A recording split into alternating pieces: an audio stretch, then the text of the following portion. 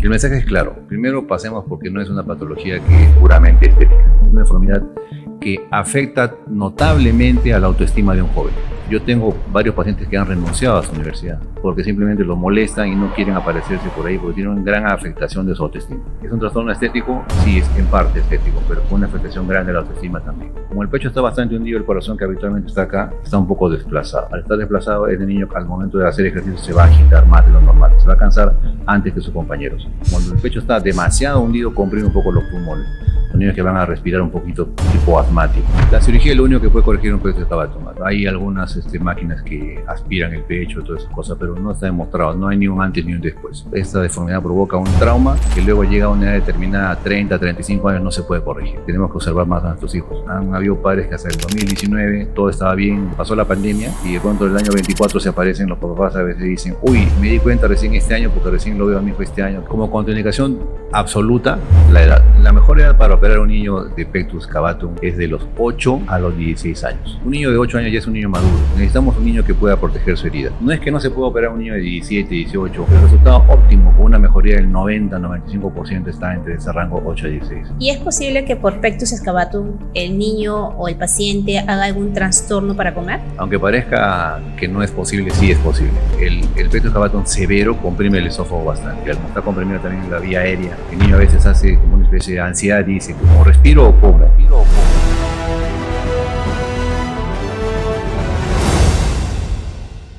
Hola a todos, estamos hoy con el doctor Víctor Gómez Ponce, especialista de cirugía torácica cardiovascular con más de 25 años de experiencia. Hola doctor Víctor, ¿cómo está? ¿Qué tal, Kelly? Buen día. Muy bien, por supuesto. Gracias doctor. Doctor, explíquenos, ¿qué es el pectus excavatum? El pectus excavatum es una deformidad de pared torácica. Todos tenemos la pared torácica que está compuesta por la parte anterior de las costillas, son cartílago costal y el esternón. ¿Qué es el pectus excavatum? Es el hundimiento de las costillas y el esternón hacia atrás. Esto de acá no lo tienen los niños planos y no lo tienen hundido hacia atrás, formando una concavidad. Es una patología relativamente frecuente que más o menos se da una cada 300 o 400 recién nacidos, ¿ya? Y que generalmente el niño nace con esa deformidad que suele ser muy leve o casi imperceptible. Tenemos un niño de 6 meses, un año, a esa edad los niños son rellenitos, rechonchitos, nada más pueden no darse cuenta. En el transcurso del crecimiento, antes de los 10, 12 años, este niño empieza a bajar de peso porque empieza a tener una curva de crecimiento bastante alta. La hormona de crecimiento, entonces, que el niño baja de peso, se enflaquece, y ahí la mamá se da cuenta recién probablemente en un baño, o lo mira el chiquito y dice, tiene el pecho hundido y se da cuenta. Entonces, en los primeros 15 o 16 años es que recién uno se da cuenta de ese hundimiento, antes quizás no.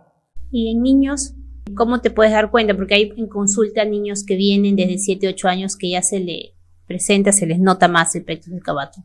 El diagnóstico de pectus excavatum se realiza clínicamente. ¿Qué significa clínicamente? Que lo hago con la inspección, con mirar al niño y palpar al niño y verle esta parte de acá, yo sé qué parte va a mejorar o no con una cirugía. Las mamás a veces vienen al consultorio un poco estresadas diciendo, doctor, pero no le va a pedir una radiografía.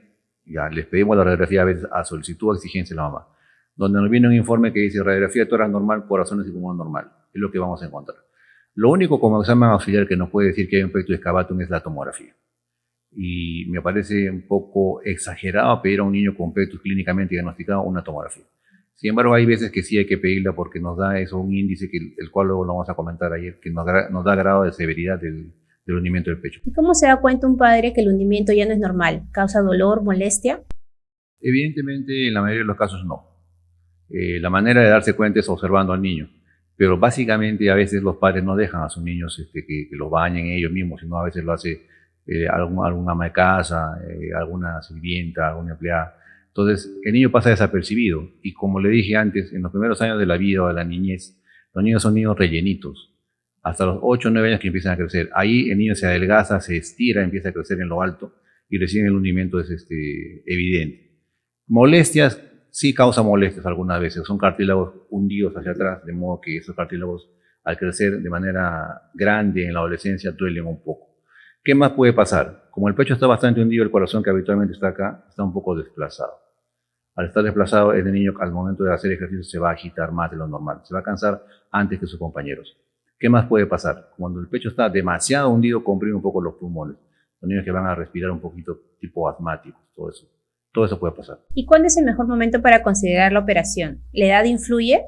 Totalmente. La mejor edad para operar a un niño de pectus excavatum es de los 8 a los 16 años. Anteriormente había hecho en algunos anteriores TikToks de 16, pero un niño de 8 años ya es un niño maduro. Necesitamos un niño que pueda proteger su herida. Si operamos a un niño de 5 años, por ejemplo, es un niño que se va a ir a jugar, no tiene mucha razón, se va a golpear. Entonces, un niño de 8 años en adelante ya puede ser operado sin ningún problema, hasta los 16. No es que no se pueda operar a un niño de 17, 18, un joven de 20, 25, sí se pueden operar, pero el resultado óptimo con una mejoría del 90-95% está entre ese rango 8 a 16. Si operamos a un joven de 17, 18, 20, estamos mejorándole un 75%. Si operamos a uno de 25 o 30 años, mejorará su cirugía en un 50-40%. Ojo que esas personas que vienen con bastantes años, con 25 o 30 años, vienen tan trastornados a nivel de autoestima por su pecho hundido, que con esa mejoría a la mitad que les hacemos se sienten bastante bien. O sea que la edad es importantísima para operar a un niño con pectus excavatum. Por los resultados. Exacto, los resultados.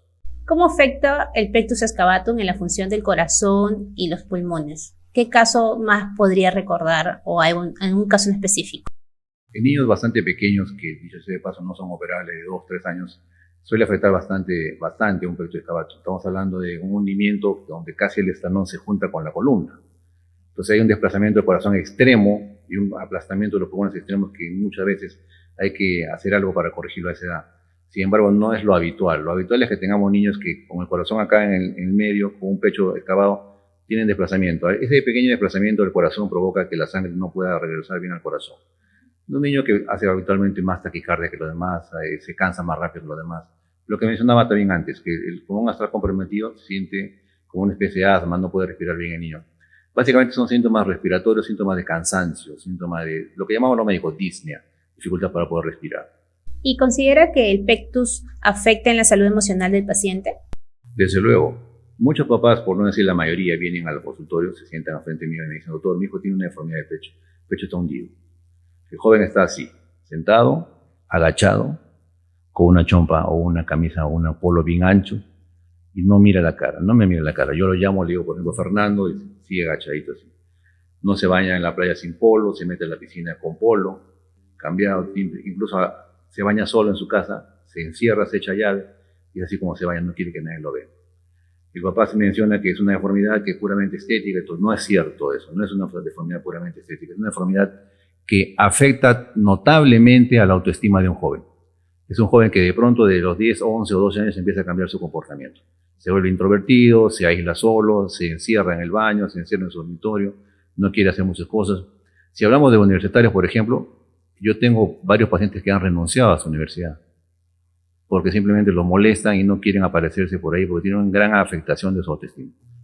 ¿Ya? Y eso se traduce en sus malas notas, se traduce en que lo bulean, se traduce en que generalmente se esconden, se aíslan totalmente, tienen intentos de suicidio, muchos de ellos también. Entonces, ¿es un trastorno estético? Sí, es en parte estético, pero con una afectación grande de la autoestima también. ¿Y hay alguna limitación física que el papá pueda observar, ver en los pacientes? Todas son dependientes, las limitaciones físicas, del compromiso que hace el esternón al hundirse. ¿Qué tenemos detrás del esternón? Tenemos el corazón, tenemos la tráquea y los bronquios y tenemos el esófago. Si el hundimiento es severo, que habitualmente puede pasar en un 50-60% de estos niños, esos 3 órganos van a estar comprometidos. Puede respirar con dificultad por compromiso de la tráquea y de bronquios, puede respirar con dificultad y cansarse rápido por desplazamiento del esófago, incluso puede tener problemas hasta para comer, porque el esófago también está comprimido.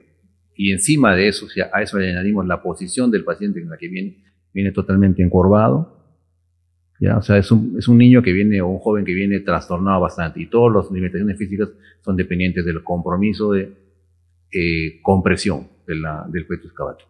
¿Y es posible que por pectus excavatum el niño o el paciente haga algún trastorno para comer? Aunque parezca que no es posible, sí es posible. ¿Por qué? Porque el pectus excavatum severo comprime el esófago bastante, y al comprimir el esófago provoca que es estrecho. De manera que si el niño come unas 3-4 cucharadas de arroz, puede sentir que justamente no puede pasar bien.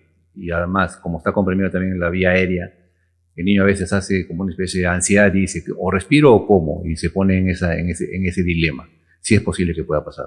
Doctor, ¿y hay condiciones asociadas para el pectus excavatum? Existen algunas, no es muy frecuente, pero por ejemplo el asma está asociado al pectus excavatum. No significa que el que tiene asma va a tener pectus excavatum o al revés, el que tiene excavatum va a tener asma. ¿Coinciden las dos enfermedades? Sí, coinciden. Que también algunas anomalías cardiovasculares como el prolapso de válvula mitral, pero son excepcionales, no existen quizás más. ¿Y hay alguna condición que impida poder tratar el pectus excavatum? Como contraindicación absoluta, la edad. ¿A qué me refiero con la edad? Que yo para poder hacer un mini ravage, que es la técnica que hacemos nosotros, sacamos la parte anterior de las costillas o de los cartílagos costales, que son cartílagos costales. Estamos hablando del cartílago, es como esto, como la orejita. El hueso es diferente. Al extirpar los cartílagos, la cirugía yo la puedo realizar sin problema. En un muchacho de 35, 40 años, le tomo una tomografía y veo que no hay cartílago y veo que es hueso, no puedo operar porque el hueso no lo puedo retirar, el hueso no vuelve a crecer. Sería la única contraindicación absoluta para no hacer una corrección de ravage. Y doctor, ¿existen otros tratamientos alternativos para tratar el pectus excavatum? ¿Usted lo recomienda? Tratamientos médicos per se no existen otros. Hay algunas máquinas que aspiran el pecho, todas esas cosas, pero no está demostrado, no hay ni un antes ni un después. La cirugía es lo único que puede corregir un pectus excavatum. Nuestra cirugía, que es el mini ravage, que es una cirugía de una incisión de 4 a 6 centímetros acá adelante, una cirugía que dura 2 horas con anestesia general, que es muy segura, es un sangrado quirúrgico de 5 centímetros, 10 centímetros, un niño que está 2 o 3 días en la clínica y luego se va a llevarte caminando. La única restricción que tiene ese niño durante 2 meses es que no puede hacer deporte, lo único, nada más. Después es un niño que va a ser controlado, que puede hacer al tercer o cuarto mes su deporte de manera normal. Es una sola cirugía. Hay también una cirugía adicional que también la podemos hacer, pero que particularmente no me parece tan mínimamente invasiva como la nuestra. Ojo que la nuestra es que nos aplicamos solamente a operar en esta zona de acá. No tocamos las pleuras, no tocamos el pericardio, las envolturas del pulmón y del corazón para nada. La técnica de NAS es una cirugía entre comillas mínimamente invasiva, pero que no lo es. Es una barra de metal que se aplica por este lado y termina en este lado, y que lo que hace es subluxar o luxar las costillas o los cartílagos costales y mejora. Dura más o menos 1 hora la cirugía, pero invade las pleuras, invade el mediastino, que es la parte anterior del corazón, y encima de eso produce que a los 3 años tengo que hacerle una recirugía para retirar la barra. Entonces, entre una y otra, para mí hay una diferencia abismal. La técnica de mini ravage sigue siendo mínimamente invasiva y para mi gusto es la mejor. Entonces, doctor, ¿cuál es la técnica que usted recomienda? La técnica recomendada por nosotros es el mini ravage. Vamos a hacer un poco de historia. El ravage tradicionalmente era un corte inmenso, por no decirlo de otra manera, desde aquí hasta aquí, como si tuvieran operado de corazón. Nosotros hacemos el mini ravage, que es un 4 a 6 centímetros, un corte acá adelante. Por ahí extirpamos los cartílagos costales, por ahí levantamos el esternón, colocamos unas suturas de nylon. Es una cirugía que más o menos dura entre 1h30 a 2 horas, dependiendo de la edad del paciente. Si el niño tiene 10 años, demora 45 o 50 minutos. Si el niño o el joven tiene 25 años, demora 3 horas. El sangrado es de 5 a 10 centímetros, más o menos. Y se queda 2 o 3 días en la clínica, después de los cuales el niño sale caminando a su casa. La única restricción que tiene que tener durante 2 meses es que no hacer deporte, porque la cirugía igual se puede mover o se puede sangrar un poquito. Entonces, todas esas cosas, también sentarse y pararse bien. Si el niño va a llegar a la casa y va a hacer absolutamente esto, se va a volver a hundir. O sea, hay posiciones que nosotros les explicamos que tienen que hacerlas sí o sí para que no se vuelvan a hundir. ¿Ya? Entonces, el mini ravage es esa, es mínimamente invasiva, tocamos solamente o hacemos lo que estamos acá tocando, los cartílagos, no invadimos las pleuras, el corazón, el mediastino, nada, no tocamos órganos internos, para nada. Doctor, ¿y cómo es el postoperatorio después de la cirugía? ¿Hay secuelas a largo plazo? El postoperatorio es sencillo. Es un niño que habitualmente se queda 3 o 4 días en la clínica, echado, luego le preparamos para que se levante y luego se vaya a la casa caminando. 2 meses de restricción de deporte, actividad física, levantar pesos, todo eso, y sentarse y pararse bien, derecho.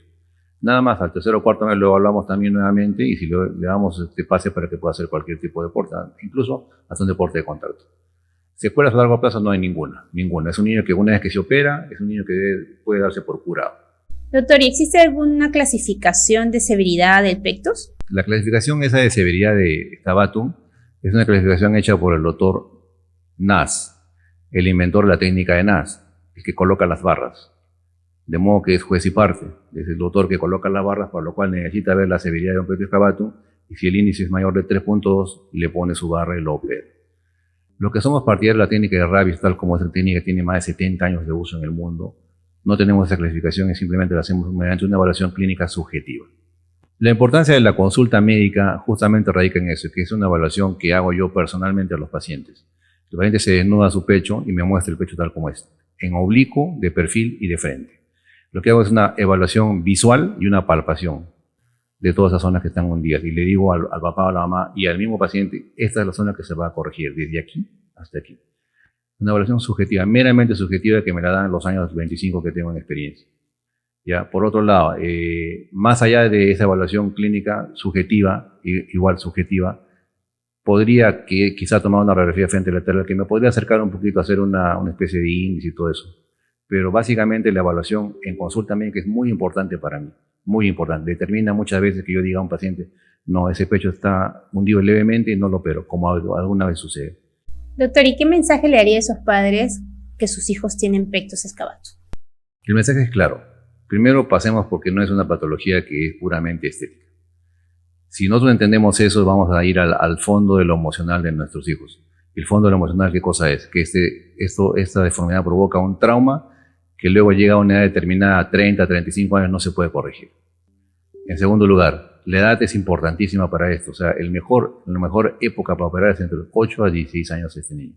Es una mejor oportunidad que pueda salir 90, 95% curado.